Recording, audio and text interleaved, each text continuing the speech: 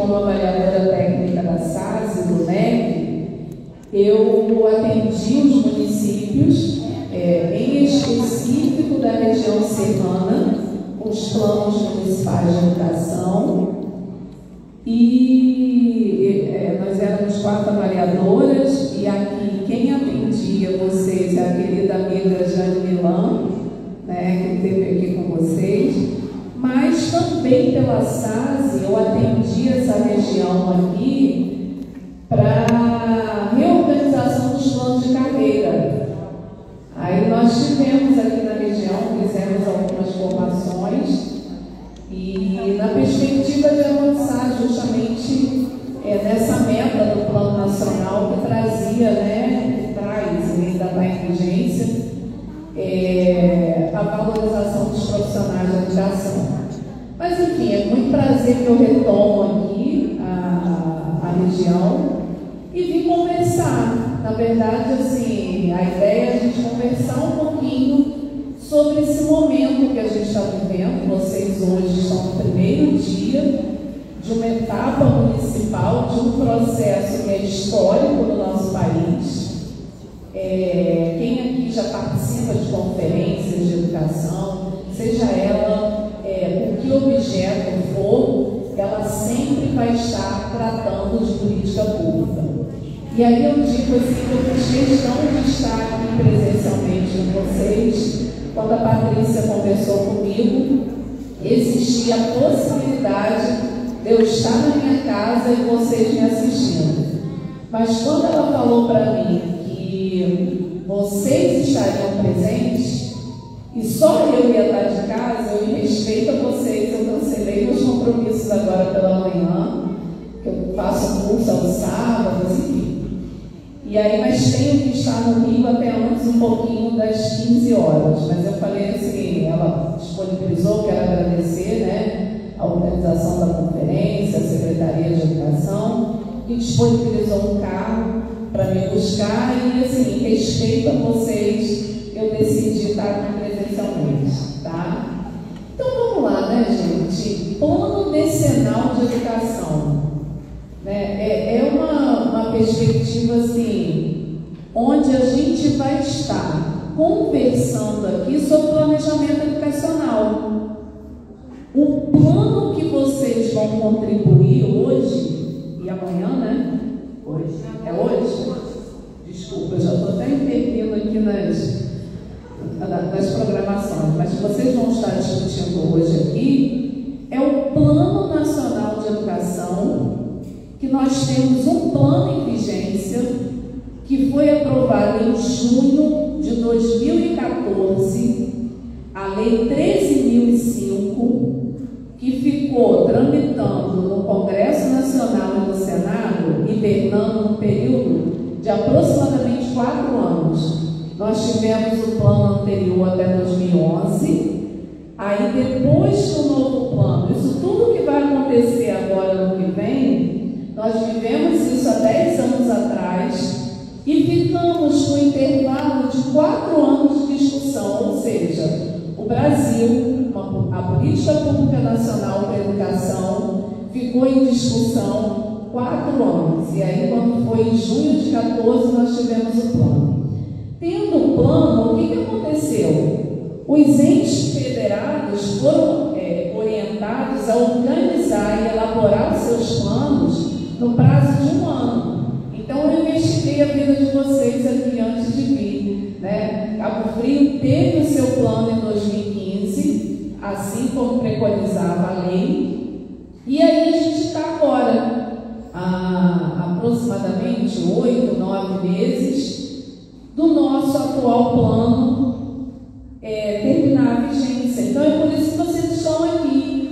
E aí eu ouvi a angústia de vocês, acho legítima, considero e demarco isso, mas assim, não é só Cabo Frio, não é só o estado do Rio de Janeiro, é o Brasil inteiro vivendo esse momento, correndo contra o tempo, para que consiga contribuir até chegar na etapa nacional.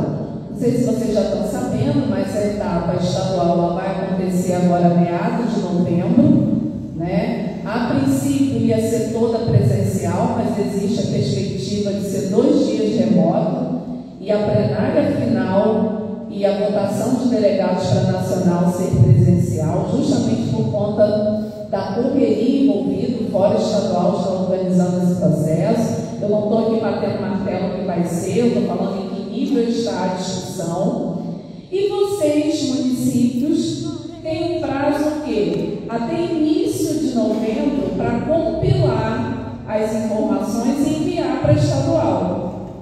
E Cabo Frio, de forma assim, muito equilibrada, porque o estado todo foi calculado assim pelo Fórum Estadual, dado populacional, dentro, né, dos estudos que foram feitos, Cabo Frio vai poder eleger 5 delegados para a etapa estadual, mais o nato, que a princípio é a orientação, claro que vocês podem decidir aí da forma, né, que vocês acharem pertinente, mas o que não pode ser mais, né, o quantitativo delegado que já foi colocado, e um delegado nato, que seria do Fórum Municipal ou da comissão organizadora. Então, vocês vão com essa delegação para o estadual. Aí, quando chegar lá na estadual, o estado do Rio de Janeiro vai ter direito a levar 93 delegados para a nacional. Então, assim, é um resuminho que eu estou passando para vocês saberem desse processo. Essa conferência, ela tem, como é que eu vou falar? Um objetivo diferente, né? Porque assim que for homologado o nosso novo plano, aí vocês vão se reunir de novo para discutir o novo plano municipal de educação de Cabo Frio. Mas este movimento que está acontecendo aqui no estado todo e no Brasil inteiro é para quê? Para que a gente possa contribuir no documento de referência que foi entregue, que aí eu quero demarcar também. O Fórum Nacional tinha dado prazo de 15 de outubro e nós recebemos o documento, salvo engano, não sei se foi terça-feira, e aí já recebemos até com uma corrigenda, mas somente nos créditos do Fórum Nacional, das instituições que participam, ou seja, isso tudo essa semana. Então, assim, tendo prazo para realizar a conferência até o início de novembro. Por que eu estou falando isso, gente? É o ideal? Não é, né? A gente queria mais tempo para discussão. Mas vamos lá pensar no papel do Fórum. O Fórum Nacional fez o quê? Só para vocês entenderem um pouquinho o movimento anterior a essa etapa aqui. O nosso plano nacional, ele deveria, pela Lei 13.005, ser avaliado de 4 em 4 anos. Só que a gente teve, aí assim, eu estou tendo uma fala aqui apartidária, não que eu não tenha opções, e a política, eu estou falando não de política pública, eu estou falando da minha análise enquanto pesquisadora em política pública e planejamento. Nós tivemos um período no nosso país que o Plano Nacional ficou suspenso. E aí, de cara eu falo 4, mas nós tivemos ainda aí, após o golpe de 2016, 2 anos. Então, assim, desses 10 anos de vigência do Plano Nacional, nós tivemos um abandono dele. Abandono, por que eu falo isso? É de investimento, é de estudo, de avaliação. E aí o que aconteceu? Por conta desses movimentos, lá em 2016, o Fórum Nacional de Educação, que tinha representação de universidades, de instituições reconhecidas nacionalmente no envolvimento com política pública, esse fórum teve um desmonte. O que eu chamo de desmonte? As pessoas que ali estavam indicadas pelas instituições foram destituídas. Então, assim, a gente passou um momento assim, muito complicado, aí os movimentos, de forma muito legítima, separaram a discussão, aí a gente continuou com o movimento de CONAI e tivemos a CONAP, que era o movimento, a Conferência Popular, que que o Fórum Estadual no Rio abraçou. Então nós tivemos assim, esses movimentos paralelos de discussão do Plano Nacional. E aí, quando eu falo paralelos, eu não estou criticando, foi um movimento de resistência. Inclusive, esses professores acadêmicos que foram destituídos do fórum, inclusive o professor Heleno, que agora retoma, esses professores, eles continuaram a discussão com as instâncias e provocando os municípios. Eu não sei se vocês se recordam aqui, mas até o ano passado, nós tivemos o movimento CONAP, né? É um movimento de resistência com o objetivo de quê? De que as políticas públicas não fossem abandonadas, de educação. Com isso tudo, nós tivemos CONAI o ano passado, pós-eleição, é importante registrar isso, pós-eleição presidencial, e tínhamos tido a CONAP. Ambos finalizaram documentos. Tá?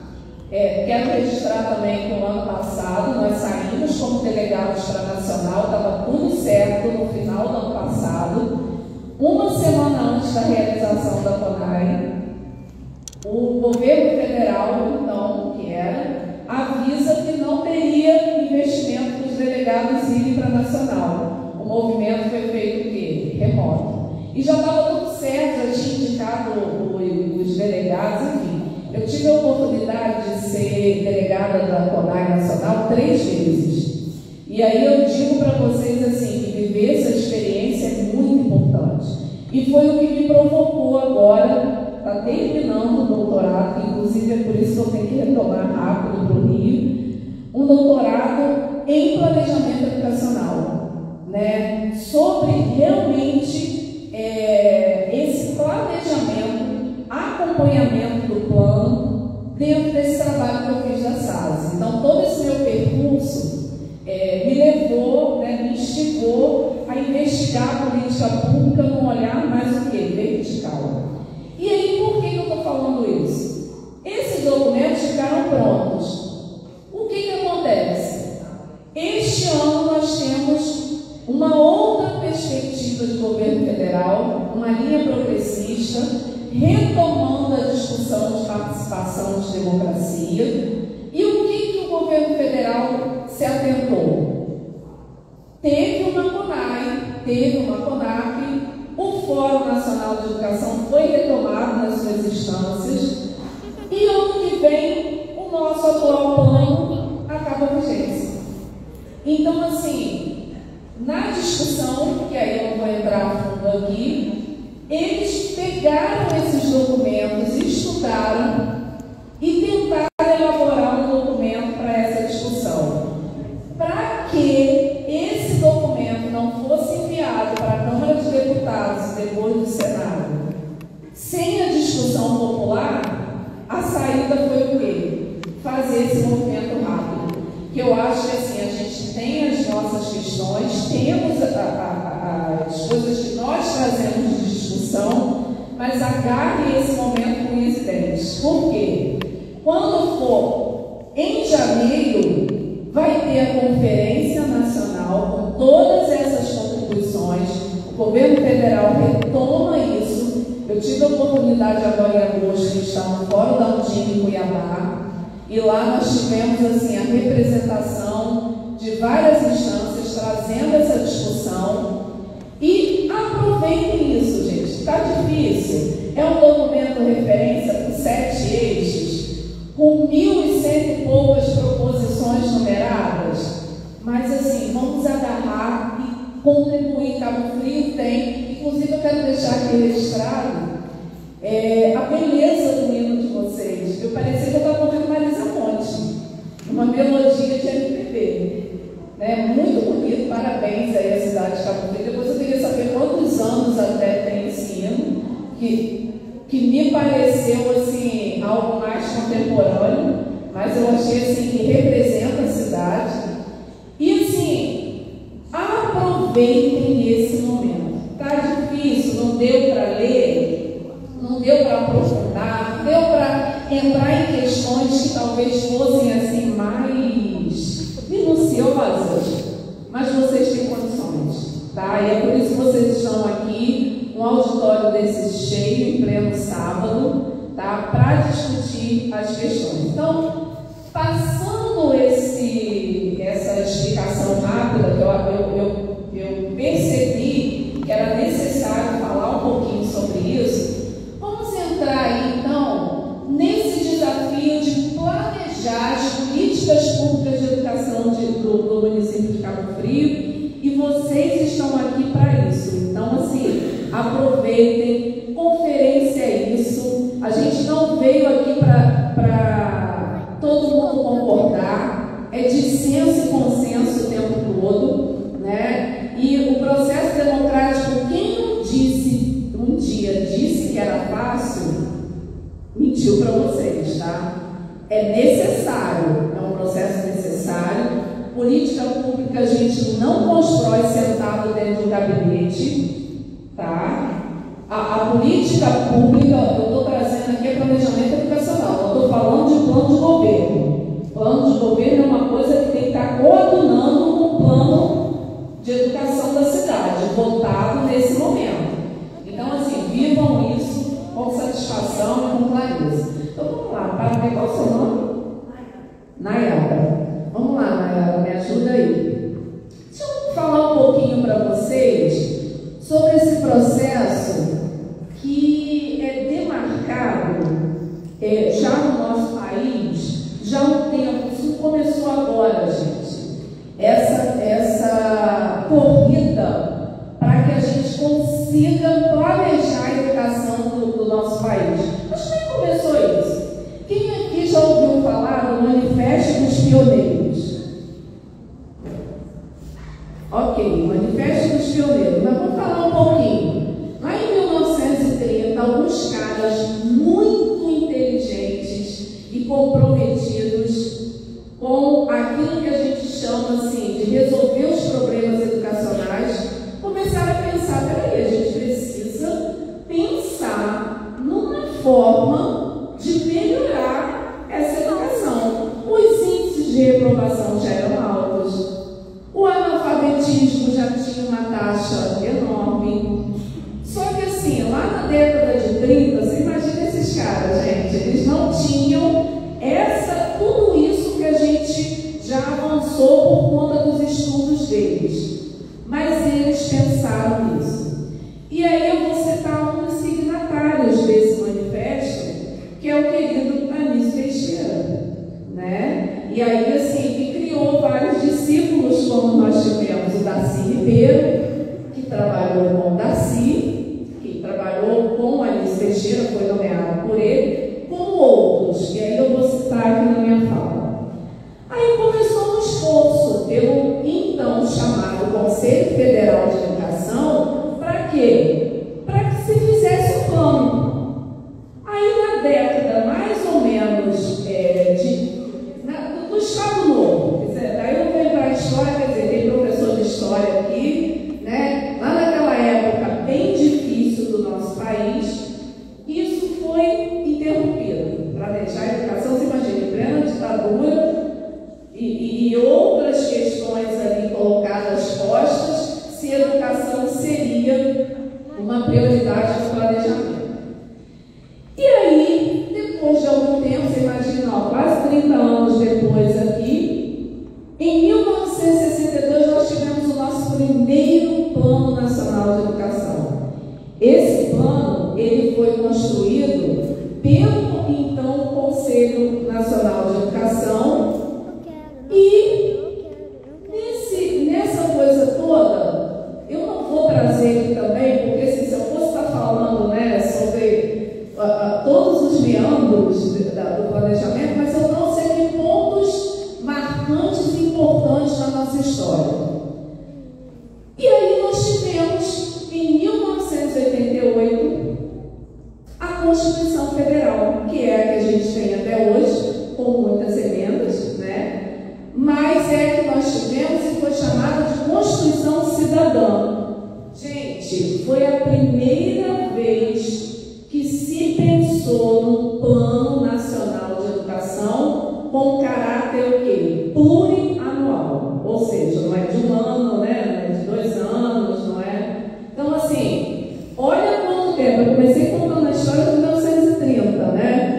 Então, foi lá em 1988, quase nos anos 90, que nós tivemos a vitória de uma Constituição Federal com garantia de direitos educacionais e tal, e também trazendo essa concepção de um plano com um planejamento, tá bom? Passe para mim, Nayara, por favor.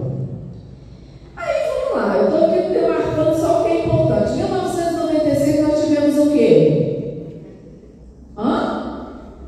Pode falar, gente, é LDB. E o que a LDB trazia em relação ao Plano Nacional de Educação? Lá na Constituição falou que era plurianual. A LDB já demarcou, o plano vai durar 10 anos.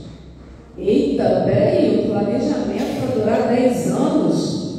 Quem é que esteve na discussão de CONAI em 2013?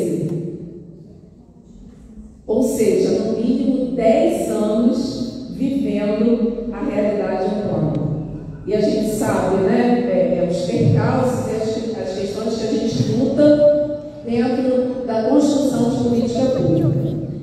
E aí, o plano nacional, aí, assim, aquele que a gente começa a contar mais próximo da gente, sem deixar de considerar que o primeiro foi em 1962, nós tivemos aqui a Lei 10.172, que aprovou o plano cumprindo o que a LDB estava trazendo, tá? Aprovou em 2001 um plano para o decênio. É aquilo que eu falei no início da minha fala, olha. Foi esse plano que terminou a vigência em 2011 e que aí a gente levou 4 anos para ter o nosso atual plano nacional.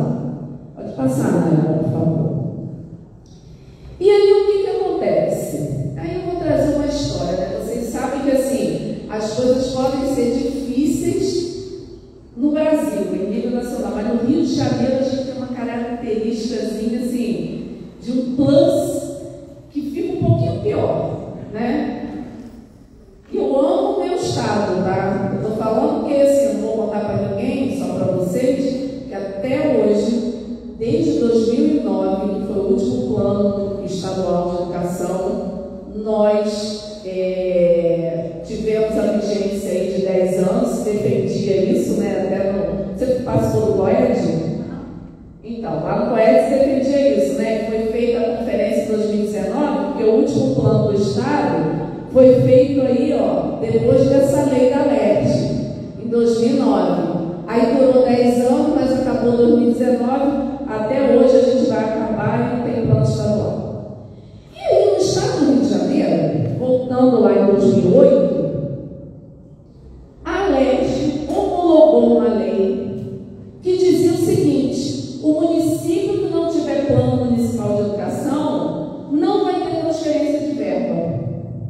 Eita, aí vamos pensar aqui, se você for pesquisar, porque eu já fiz isso, faz parte da minha tese, se a gente pega os municípios do estado do Rio, a maioria, o primeiro plano foi a partir de 2009, assim como o estado. Foi porque eles queriam fazer? Porque todo mundo recebeu o pozinho mágico do planejamento educacional? Não, porque tinha essa lei estadual que dizia que se não tivesse, só gente, foi um período muito difícil no nosso estado. Por quê? Isso aqui que vocês estão fazendo, muitos municípios não faziam. Para cumprir isso e não deixar de receber dinheiro, os municípios começaram a pagar consultoria, aí teve um monte de empresa de consultoria aparecendo no estado. Para quê? Para oferecer o serviço e fazer o plano às 7 chaves. Tá bom, fizemos o plano, a gente apresenta lá, ok, a gente não vai parar de receber dinheiro, não sei o quê, mas o principal objetivo do plano não aconteceu. Aí esses planos foram feitos e ficaram engavetados, né? Tem a gente que, quando passava um gestor de um ano para outro, né, de gestão municipal, quando perguntava, tem plano? Tem plano? Tem plano. Não, mas alguém disse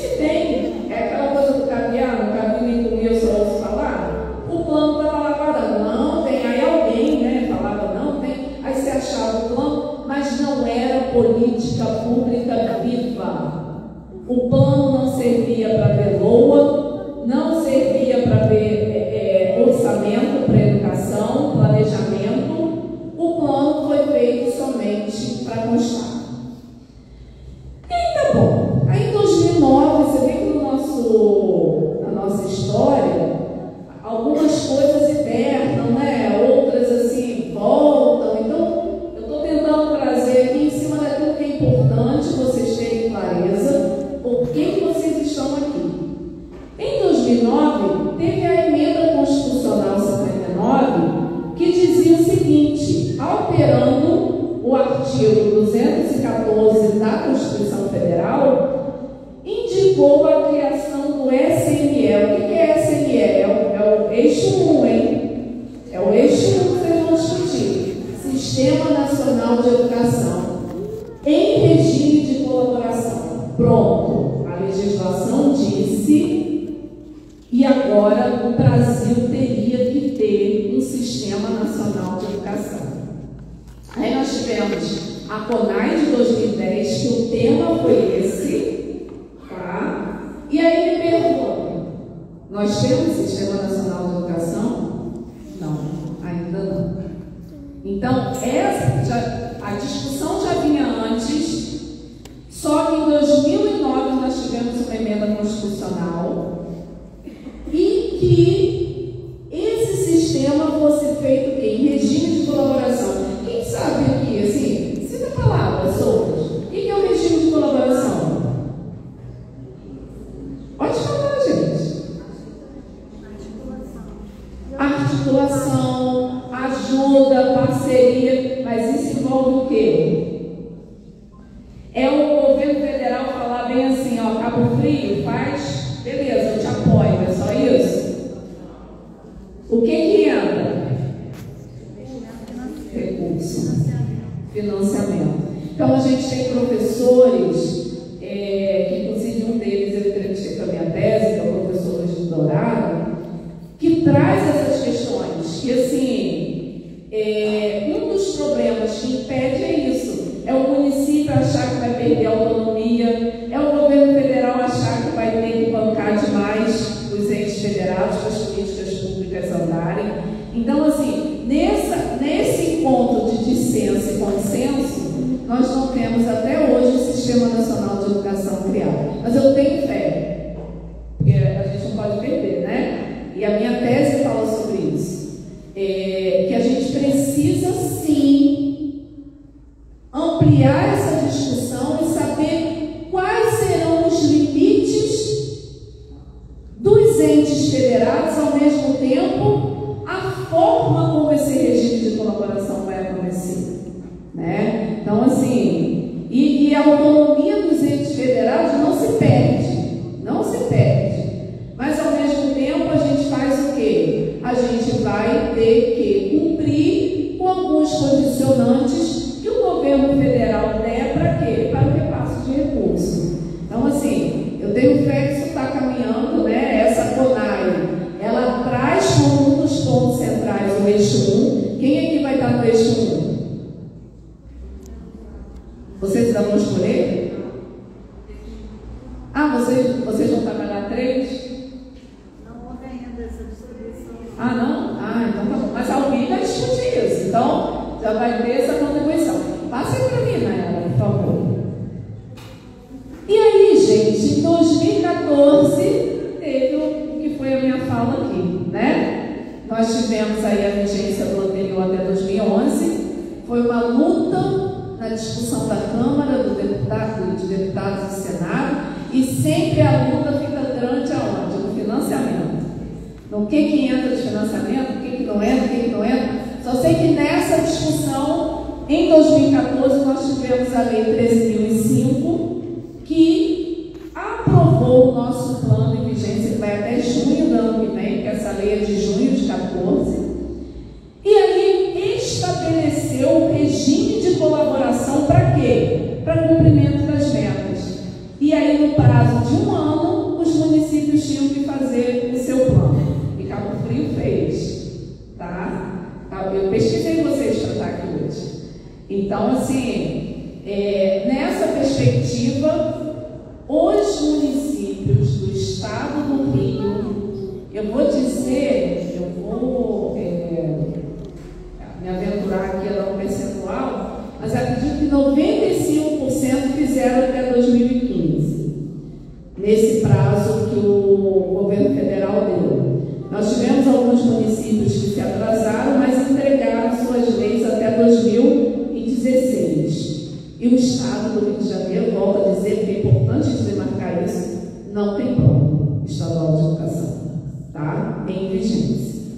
Pode passar, Nayara, por favor. E aí a gente chega na CONAI. O que é a CONAI?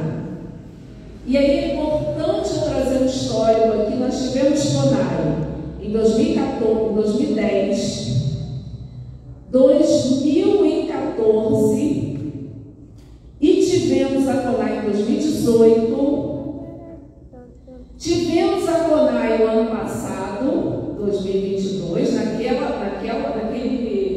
desenho que eu falei para vocês aqui, mas não teve essa mobilização que está acontecendo agora, tá? Não teve, foi um negócio assim muito. Se vocês estão reclamando agora, eu ainda assim prefiro, mesmo na corrida que a gente está, eu sempre vou privilegiar quando o processo é democrático. Então, assim, dentro dessa, eu quero parabenizar vocês, né, a presidente do conselho, a Secretaria de Educação está disponibilizando, o diretor da escola, que abriu a escola aqui para vocês no sábado, porque, assim, esse é um momento importante, tá? E aí, o que é a CONAI? Que é isso que vocês estão vivendo aí nesse momento. É uma conferência que essas conferências aqui, municipal, a estadual, vão contribuir o quê? Para a formulação da política educacional. É isso que vocês estão fazendo aqui. Olha que privilégio. Vocês vão contribuir para o Plano Nacional de Educação, que é a política nacional. É o que vai reger a educação do nosso país. E aí, ela contribui para quê, gente? Para esse envolvimento que vocês estão tendo aqui e para quê também? O engajamento social. Eu vi aqui na hora que a Patrícia estava perguntando, né? Quem é daqui e tal? É isso. E essa luta que vocês estavam fazendo assim, né? Coloca fulano, coloca. Isso faz parte. Isso faz parte. Tanto que o regimento da CONAI Nacional, ele prevê o quê? 50% de delegados para a educação básica, 30% para a educação superior e 20% para a educação profissional. Ou seja, todos os segmentos da educação sendo contemplados e com as categorias que vocês vão discutir dentro do âmbito municipal para que leve até a nacional, tá? Pode passar, Nayara, por favor. A CONAI de 2010 aconteceu, gente, em março de 2010. E aí eu vou falar, né? Essa conferência também passou por essas mesmas etapas, assim, sabe? Esse mesmo momento, assim, de discussão. Teve um tema, que é o que eu vou falar, construindo um sistema nacional articulado de educação, Plano Nacional de Educação, suas diretrizes, estratégias e ação. Sabe o que essa CONAI demandou? Demandou aquele trabalho que eu falei inicialmente, que foi a SASE. A SASE foi uma secretaria que retomou agora essa gestão. Ela foi extinta no início de 2019 pelo então governo federal. E a SASE retoma agora. Tá? Então a SASE, ela entra de novo na organização do Ministério da Educação. E a SASE foi criada por demanda da CONAI de 2010. Por quê? Ela foi a estratégia criada pelo MEC para articular com os entes federados a criação de quê? Do Sistema Nacional de Educação, que é esse processo de regime de colaboração que a gente conversou um pouquinho. Então, a SASE foi criada em 2011, tá? E ela foi extinta em 2019, no início do governo, eu vou falar governo, de Bolsonaro. E aí, dentro dessa lógica, agora, preocupado, por isso que eu estou falando assim, que existe uma preocupação, torno a dizer, eu estou tendo uma fala aqui como estudante de política pública, que acredita na participação na democracia, tá? Estou deixando isso bem claro, porque isso é uma liberdade poética, tá? Então, assim, não estou falando aqui, não é uma fala partidária, eu estou falando assim, como estudante de política pública, como servidora pública da educação, como uma pessoa que defende a educação, é assim que eu falo, é desse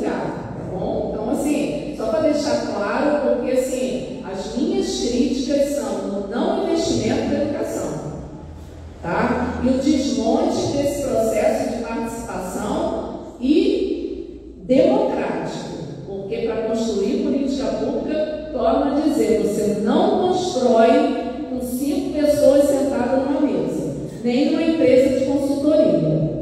Ela se constrói assim, na fala do diferente, na questão de ordem, na questão de esclarecimento, é isso, tá? Então, assim, só para demarcar. E aí foi a CONAI 2010, vamos lá, galera. Depois a de 2014. A de 2014 teve esse movimento, nessa preparação dessa CONAI, o Fórum Estadual de Educação do Rio de Janeiro coordenou esse processo. Eu não sei quem viveu aqui esse momento em 2014, mas assim, teve um investimento financeiro que passou pelo Fórum Estadual. O Fórum Estadual auxiliou os municípios, aí teve muito movimento intermunicipal, os municípios se agrupando com a ajuda do Fórum Estadual. Então a gente viveu isso, que era um momento que a gente estava avaliando o plano, foi um momento muito rico.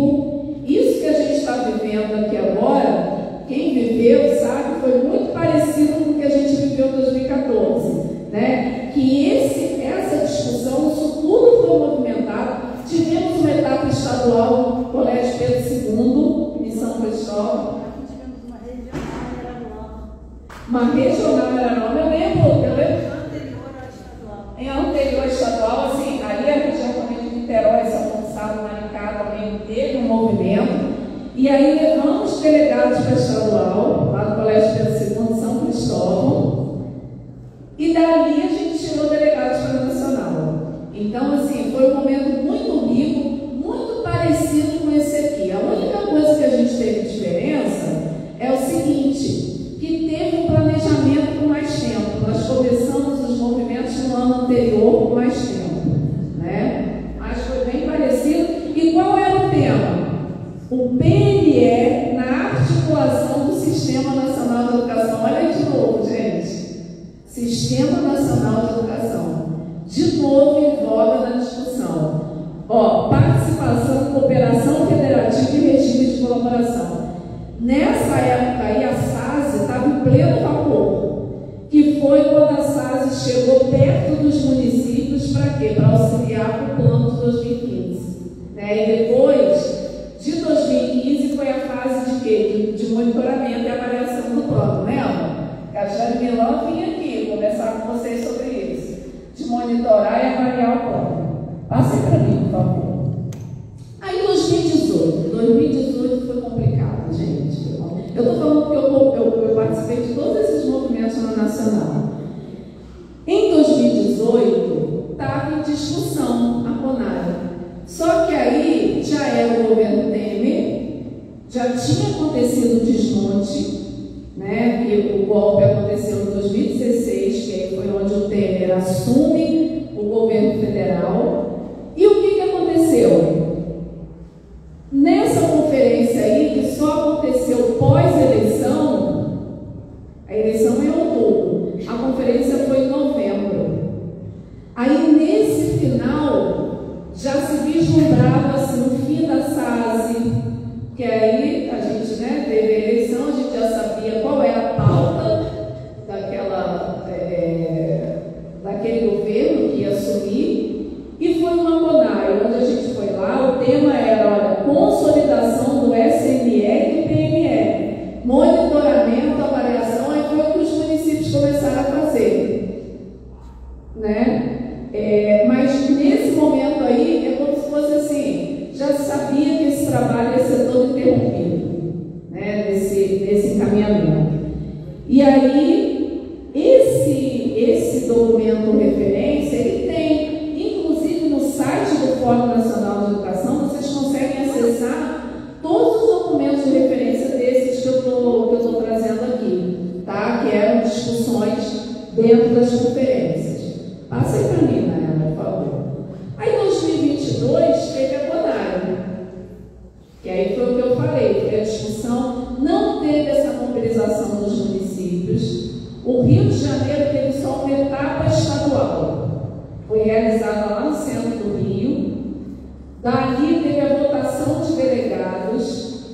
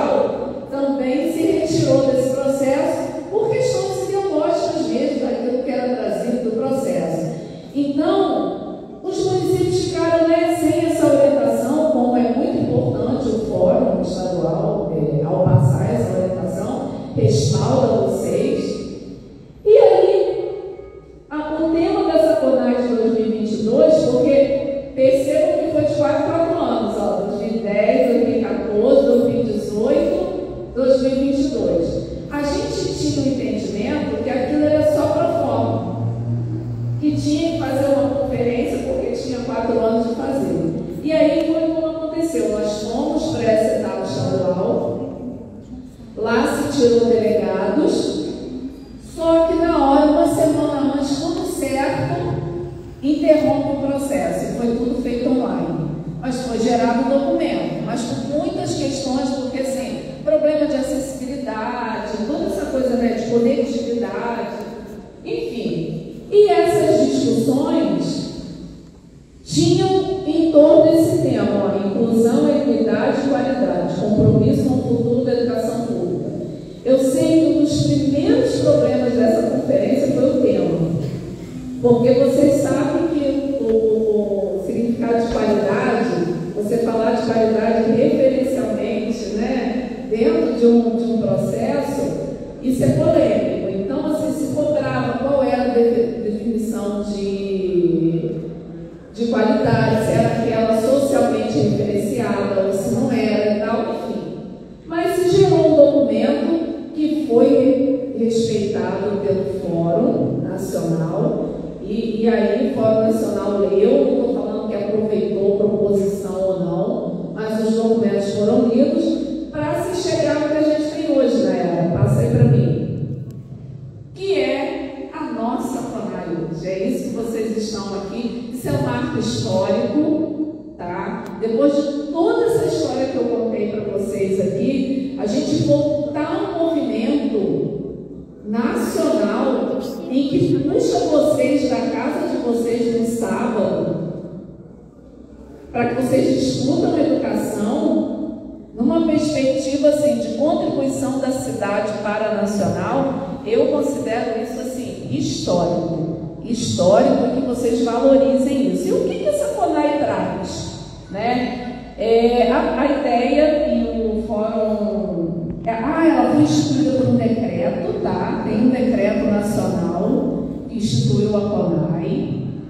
Ela traz, por que traz o nome extraordinário? Por isso que todo mundo fica dúvida, bota FONAI, não sei o quê. Porque o governo federal, em respeito aos movimentos que aconteceram anteriormente, vocês viram, teve conferência em 2022.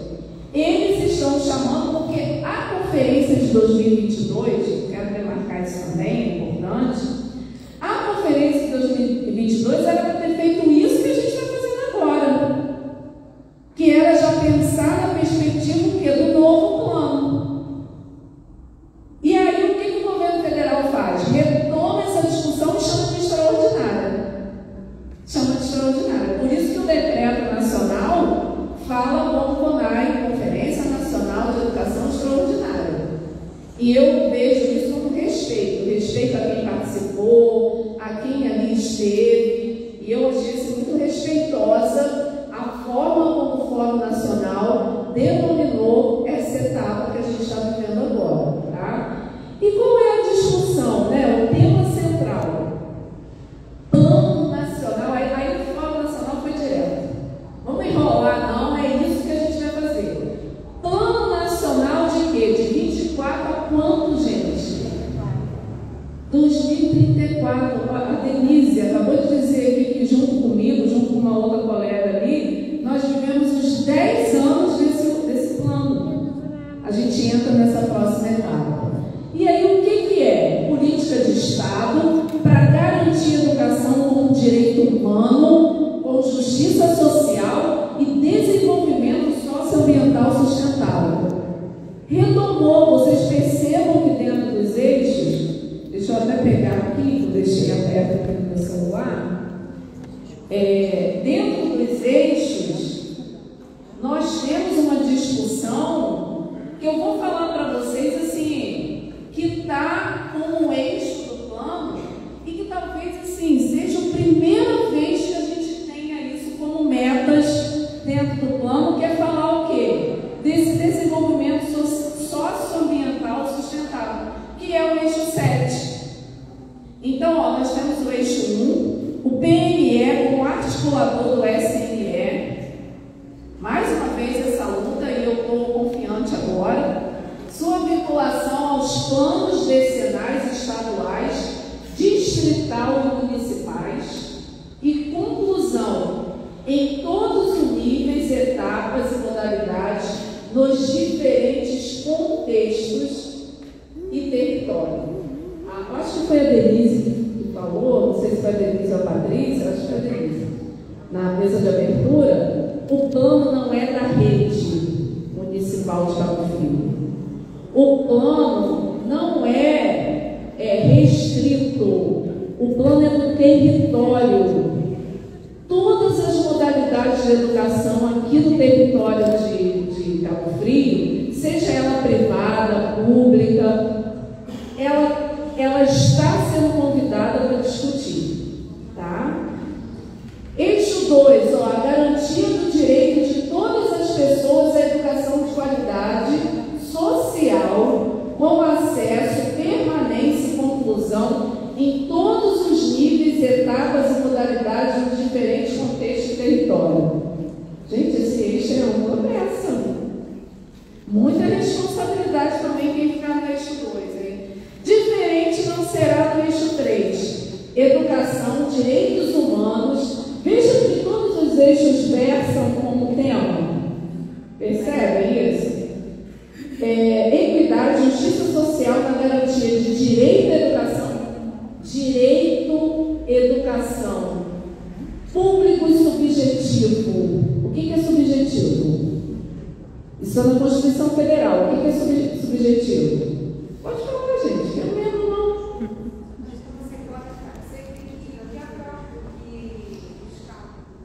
Subjetivo? O que é subjetivo? Bom, gente, é roda de conversa.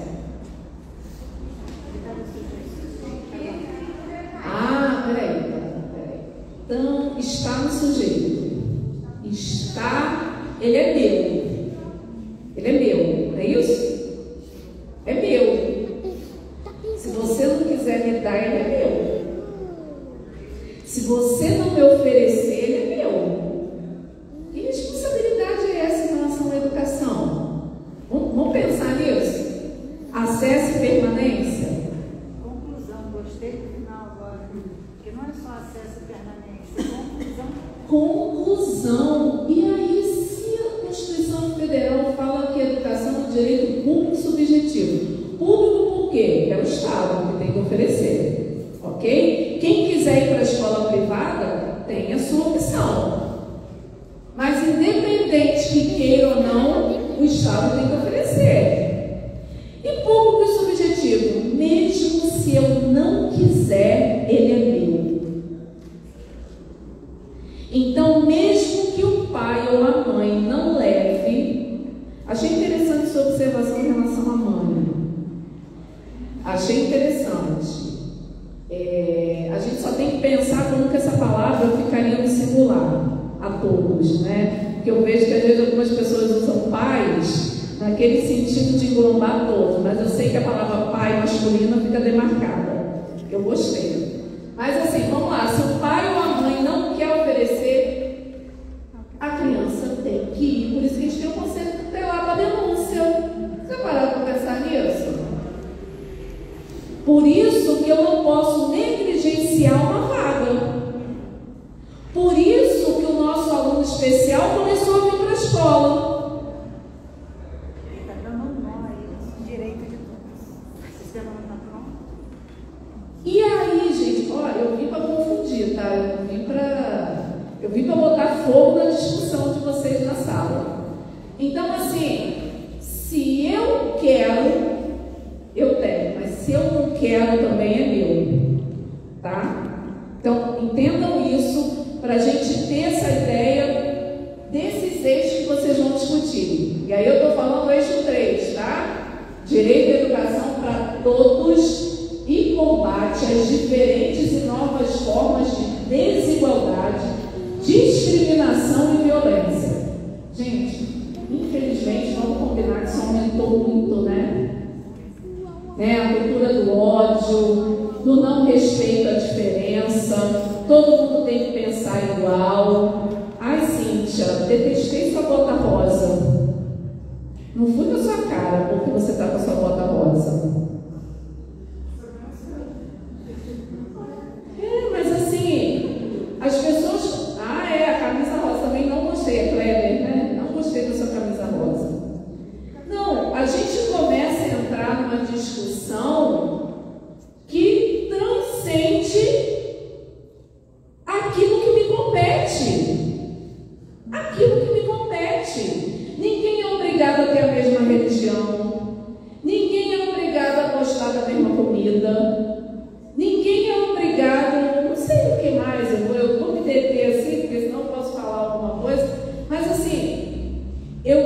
tratando aqui é de respeito à diferença e à diversidade. Tá? Então, assim, é muito importante a gente ter clareza, porque no século, quanto? 21, a gente achava que algumas questões já tinham sido avançadas. E aí a gente volta, parece que assim, há muitos anos atrás, voltar a discutir coisas que, enfim, que extrapolam. Vamos lá, eixo 4. Gestão democrática e educação de qualidade. Caramba! Um eixo onde eu vou falar de gestão democrática, qualidade, regulamentação, monitoramento e avaliação, órgãos e mecanismos de controle e participação social nos processos e espaços de decisão. Eita! Esse eixo aí não é não, hein? Gestão democrática, todo mundo já era para ter feito lei. Pronto, falei. O Plano Nacional 13.005 da lei já tinha lá um artigo no corpo da lei, uma meta que trazia essa prerrogativa. Não sei, não vou entrar nisso aqui, tá? É só discussão. Eixo 5, valorização dos profissionais da educação. Garantia de direito à formação social continuada, de qualidade, ao piso salarial e carreira. Epa! E as condições para o exercício da profissão de saúde. Olha isso. Eixo 6. Aquilo que não adianta fazer plano se eu não pensar nisso. Financiamento público. Tá? Entenderam, né, Ricardo? Da educação pública com controle social e garantia das condições adequadas para a qualidade social da educação, visando a democratização do acesso e da permanência. Quiçá a conclusão. E o eixo 7, educação comprometida com a justiça social, a promoção de biodiversidade, o desenvolvimento socioambiental sustentável para a garantia da vida com qualidade no planeta e o enfrentamento das desigualdades e da pobreza. Gente, vocês têm coisa pra caramba aí para pensar, hein? Muita coisa para pensar. E outra, já vou dando uma notícia. Se quem não teve a oportunidade de ver o documento, que ele chegou rápido, o documento é um prefácio, tem uma introdução que não está indicada para a discussão, porque é só uma apresentação do documento, e vocês percebam que ela não está nem numerada em parágrafo, mas cada eixo desse tem uma introdução que está numerada. Tudo que está ali numerado, o parágrafo que está numerado, inclusive o título do eixo, está em voga também para proposição, ele está numerado. Ao todo, vocês têm, eu acho que 1.100 e poucas proposições, eu ainda não tenho a contagem aqui por eixo, ainda estou fazendo isso, mas assim, vocês têm essa discussão para ser feita em cada eixo. O documento está muito rico, tá? Com questões que perpassam a política municipal de educação. Não é porque ela é nacional, e eu vou discutir isso não tem nada a ver com a gente aqui. Tudo vai se desdobrar. E não esqueçam que depois que esse plano for aprovado, o que vocês vão fazer? Municipal. Eu quero ter notícia de Cabo Frio. Quero ter notícia de Cabo Frio nessa nova fase. Passa aí, Nayara, para mim.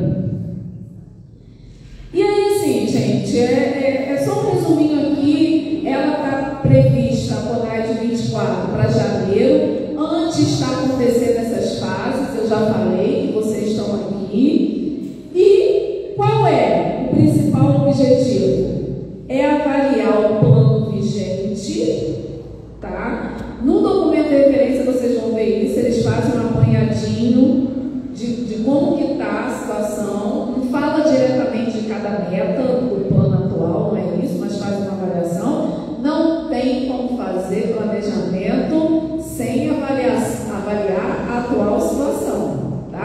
diagnóstico ele faz parte do planejamento, ok? E contribuir para identificar os desafios educacionais aí, para que a gente possa pensar nesse novo plano. Passa para mim, Nayara, por favor. E aí a gente já falou disso, ó, as metas nacionais, as metas são lá em nível nacional, mas elas se concretizam aonde? Aonde vocês vivem aqui, tá? Então, assim, é bom entender o plano com esse viés. Aí tem o mapa do Rio de Janeiro, né, das regiões aí, divididas pelo governo estadual. E aí, aqui no Rio de Janeiro, a gente trabalhava, a SASE tinha esse trabalho mais de perto em cada região. Vocês estão ali na cor ali, cor de abóbora, né? Mais laranjinha ali, ó. Amarelo, gente, amarelo, desculpa. A região serrana está aqui, né? O noroeste lá, é isso mesmo, que é onde a gente tem Campos, que é um dos maiores municípios, né, territorialmente, e vai caminhando para cá, a região metropolitana, o sul aqui, dentro dessa perspectiva. Olha como que é o estado do Rio de Janeiro. Vocês já pararam para pensar? Todo mundo ali, ó, está fazendo isso que vocês estão fazendo. Os municípios estão enlouquecidos, gente. Assim, está todo mundo nessa correria. Eu até mesmo agora que eu estava vindo no carro, Quissamã, Rio das Ostras, acho que Macaé. Enfim, eles vão fazer intermunicipal. Vai ser esse meio de semana, vai ser online.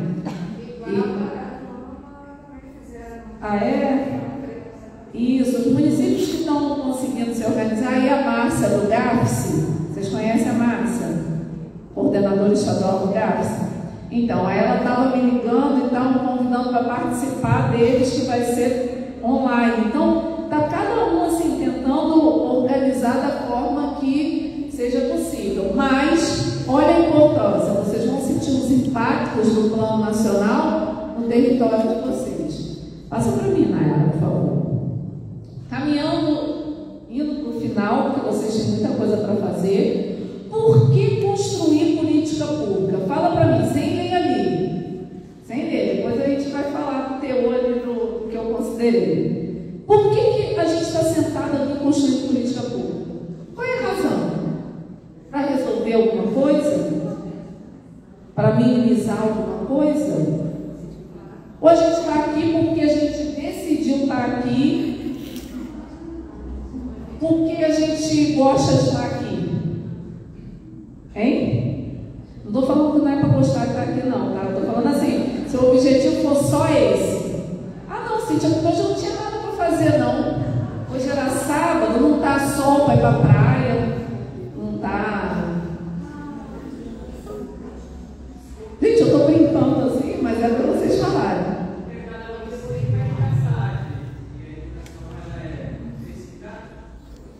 Sim, nós temos problemas a resolver, que a educação ajudaria a resolver. Então vamos lá, eu quero provocar vocês nisso, tá? Considerando, gente, aí eu não estou falando só da situação de Cabo Frio, mas considerando o nosso contexto brasileiro de desigualdade social, que ela é assim demais. Eu estou falando de desigualdade assim, pobreza, eu estou falando desigualdade social em relação a homem e mulher, sexo, eu estou falando de desigualdade social por opção sexual, que às vezes as pessoas vivem isso também, raça, por todo esse contexto. Isso é herdado desde quando, gente? Desde a nossa colonização. A gente começou assim, a gente começou errado. Desculpa, mas assim, a nossa colonização aqui, ela começa errada, porque o negro é trazido para trabalhar, para escravo. Uma colonização europeia. Os índios, o que foi feito com os índios? Né? Era imposto a eles uma religião que não era aquilo que eles acreditavam. Então, a nossa história, mas isso não é para ninguém perder esperança, tá? Não é porque começa errado, eu nasci assim, nós vamos ser Gabriela, né? A gente pode, nós somos agentes sociais para isso. Então, nessa história, essa coisa da intolerância, da violência, gente, o que é isso? É gente dando tiro em um e outro. A gente tem uns guardas aqui, eles podem relatar melhor ainda. É pessoa parando o carro e sacando a arma. É deputada correndo atrás de alguém com uma arma na mão. Tem hora que acontecem umas coisas assim que a gente fica assim, estarrecido, sabe? Tipo assim, peraí, que século que eu tô? Acordei e de repente voltei a 1000 anos atrás, né? A coisa da barbárie, né? É a coisa da barbárie. Enfim, é o homem que termina um relacionamento e não deixa a mulher viver, não é nem ser livre, não. Ela não pode viver mais. Eu tô assim, trazendo umas coisas assim, não que isso para mim nunca vai entrar na mesmice. Eu nunca vou banalizar esse tipo de coisa. Enquanto educadora, eu me vejo assim, na responsabilidade, não é só sua, tá? A gente tem política de Estado que precisa resolver isso, tá bom? É uma questão. Mas eu estou trazendo assim, enquanto profissional da educação, seja trabalhador, seja professor, seja quem eu for, eu tenho essa responsabilidade por aqueles meninos que eu encontro todo dia. Que eu, de certa forma, sou uma referência para eles. O professor, gente, querendo ou não é, eu não estou falando de ser exemplo, eu estou falando de ser referência. Dentro de conduta, se o aluno estiver discutindo com outro professor dentro da sala de professor, qual é a referência? Né? A gente tem que começar a pensar isso. E aí, tá bom, isso tudo é por que eu estou construindo política pública, tá? E aí, repensar esse contexto histórico brasileiro, reformular a política pública que faça o quê? O enfrentamento a essa desigualdade. Porque, assim, a gente, por muito tempo, começou a associar a desigualdade só pela questão financeira, pobre e rico. Fulano pode, fulano não pode, fulano pode. Mas tem tanta coisa, sabe? O acesso à escola, o acesso à cultura, internet. A gente viveu isso na pandemia.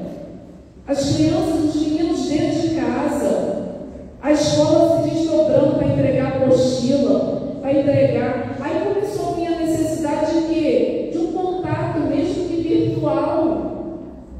A gente começou a viver isso. E aí eu não vou falar tanto das crianças, professor reclamando que tinha que utilizar o seu WhatsApp para mandar atividade para as crianças. E outra coisa, as escolas começaram a se organizar para mandar comida para as crianças comerem em casa. Olha isso, gente. Olhem isso. A importância da escola na vida de um menino. O número de autistas, gente, que começou do espectro autista. Olha a importância da escola. Olha a importância da educação. Então, assim, por que construir política pública, né? E aí a gente tem que pensar assim, nessa política que defenda a educação pública de qualidade para todos e todas e todes, seja quem for, com a intenção de quê? De transformar de forma social isso que a gente quer tanto. Ela é necessária porque a gente quer. Então, assim, é para isso que a gente pensa em política pública, sabe? Então, assim, eu trago realmente essa reflexão. Nayara, passa aí para mim, por favor. Eu trago aqui como referência, assim, 2 autores. Quem quiser se aprofundar, né, na leitura de planejamento educacional, eu trago o nosso querido intelectual Anísio Teixeira, né, que trouxe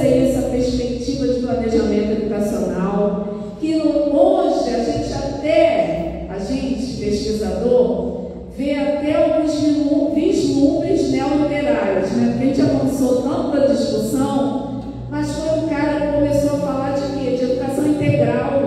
Ele criou os centros da Bahia, botava os meninos lá para aprender várias coisas. Ao mesmo tempo, foi perseguido pela Igreja Católica, tá? Não estou falando, não estou falando aqui de religião, estou falando que era o que predominava naquela época. E a igreja sempre comandou, a igreja como instituição, sempre comandou as políticas de educação.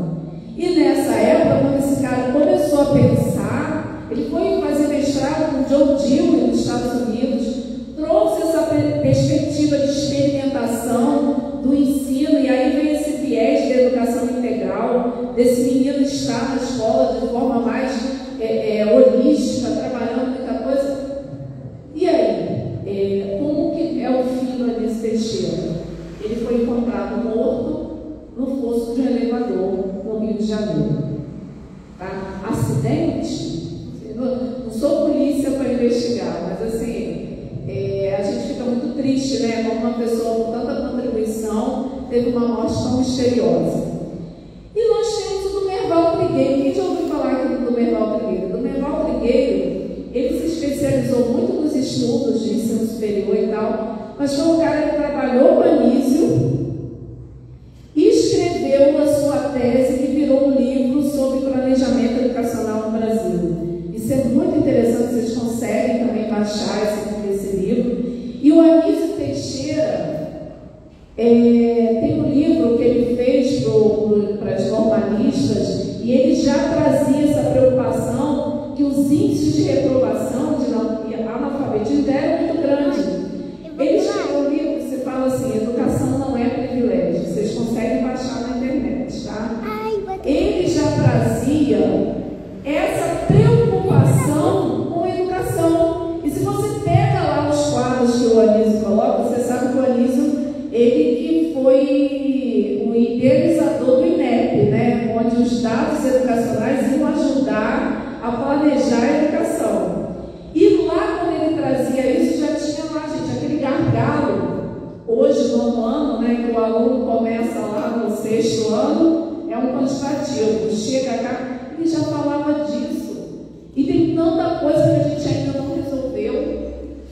Sabe? Então, assim, são umas referências que eu trago aqui. E educação não é privilégio, eu indico a leitura de vocês. Foi um livro feito para normalistas, mas uma leitura clara, objetiva, que nos faz pensar isso. A educação não é para alguns, né? É para todos. Passa para mim, Maera, por favor.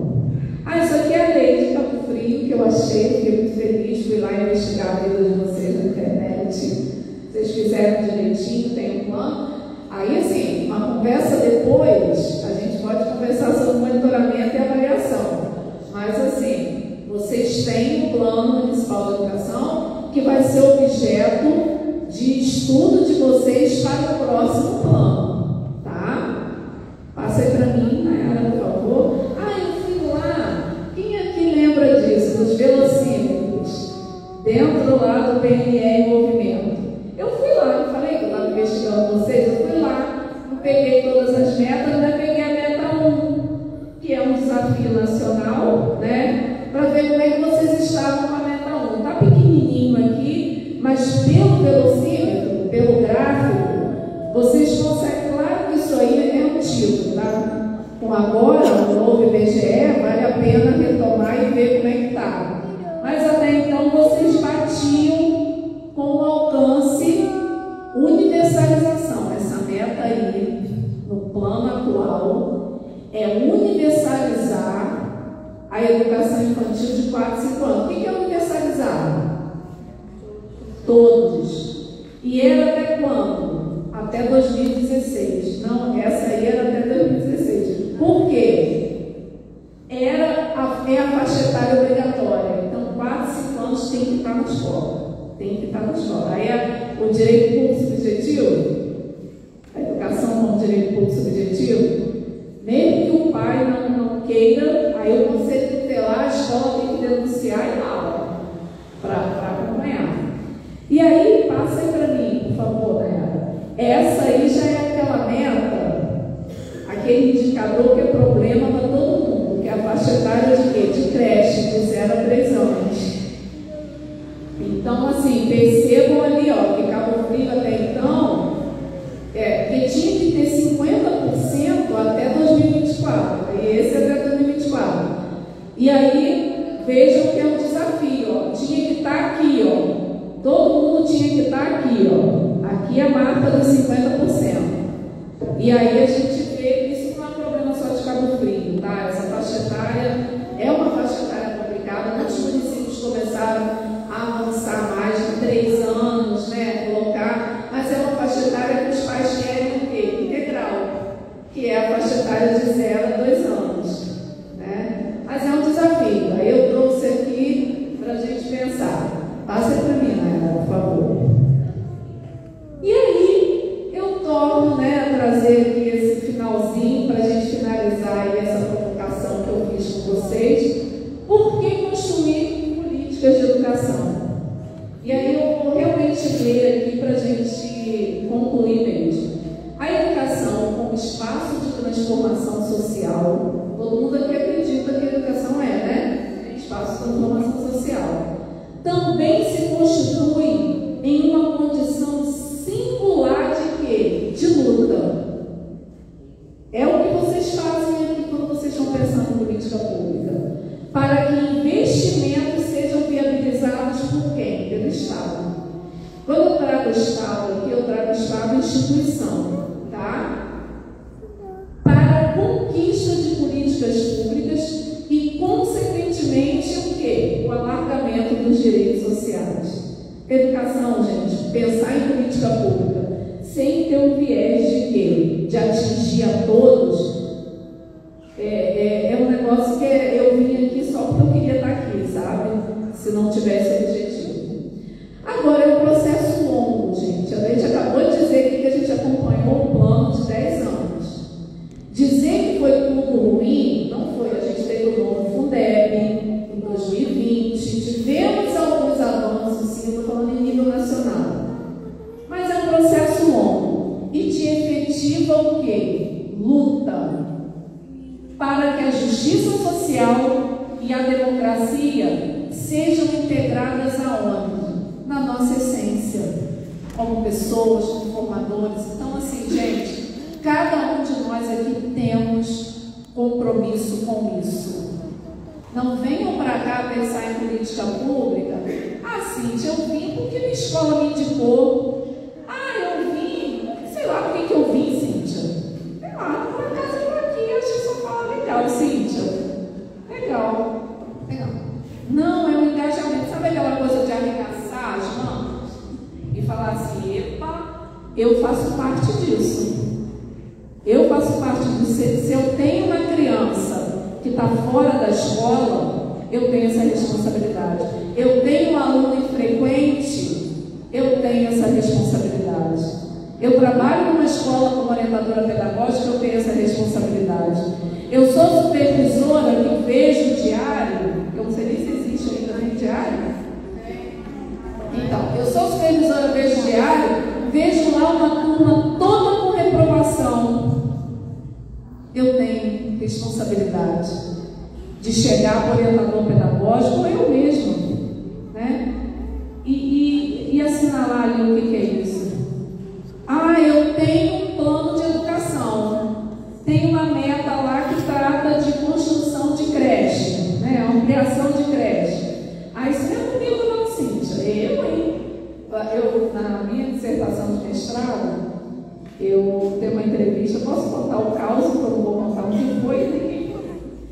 Tem uma professora que eu lembro que eu tratava o tema de gestão democrática, a minha dissertação foi sobre gestão democrática. Aí eu lembro que eu perguntei a professora falando assim, se ela acompanhava as contas da escola.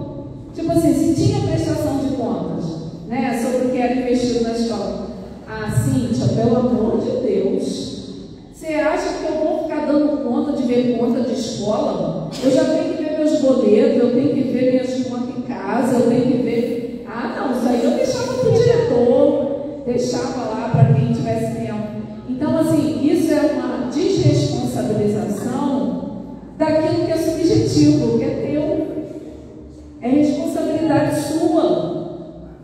É responsabilidade nossa, do coletivo. Não é uma luta individual. Vamos combinar aqui, né, Denise? Você que é do movimento sindicato e tal. Vale a pena ir para frente de um lugar, reivindicar sozinho, você ficar parada lá?